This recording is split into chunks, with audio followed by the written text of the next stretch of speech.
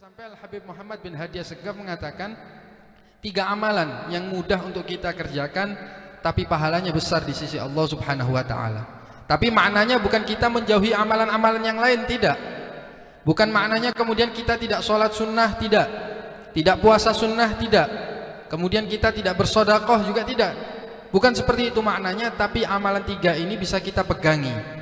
Dengan sifat malasnya kita, dengan dunia yang sering mengganggu kita, dengan hawa nafsu yang sering mengganggu kita, kita pegangi 3 amalan ini. Apa yang pertama adalah as-shadaqatu fis sirri wal ijhar, yaitu sedekah di dalam keadaan sembunyi-sembunyi ataupun terang-terangan. Sedekah ini luar biasa pahalanya di sisi Allah Subhanahu wa taala. Kita ini yang perlu kita perhatikan satu hal, yaitu kalau kita mungkin terkena penyakit atau anak kita atau keluarga kita, ada baiknya kita ini jangan pergi ke dokter terlebih dahulu, tapi sedekah. Nabi SAW mengatakan dawu mardakum bis sedekah, obati orang-orang yang sakit di antara kalian dengan bersedekah.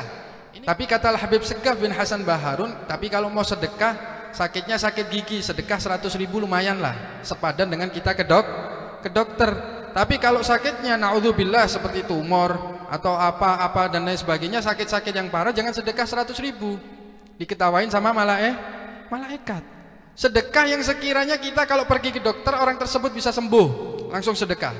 Tidak usah pergi ke dokter tapi sedekah. Di samping kita dapat pahala dari Allah Subhanahu wa taala, kita juga dapat kesembuhan dari Allah Subhanahu wa taala berkatnya sedekah. Malaikat tiap hari mendatangi kita, mendoakan kita. Yang satu mengatakan berdoa kepada Allah Subhanahu wa taala, Allahumma a'ti munfiqan khalafa.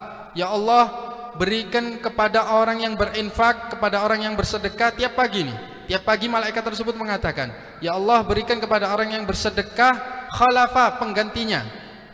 Wa a'ti mumsikan talafa. Ya Allah, berikan kepada orang yang selalu menggenggam hartanya pelit, tidak pernah bersedekah, berikan talafa ya Rabb, berikan kehancuran bagi hartanya. Tiap hari malaikat itu mendoakan kita seperti itu, tiap pagi.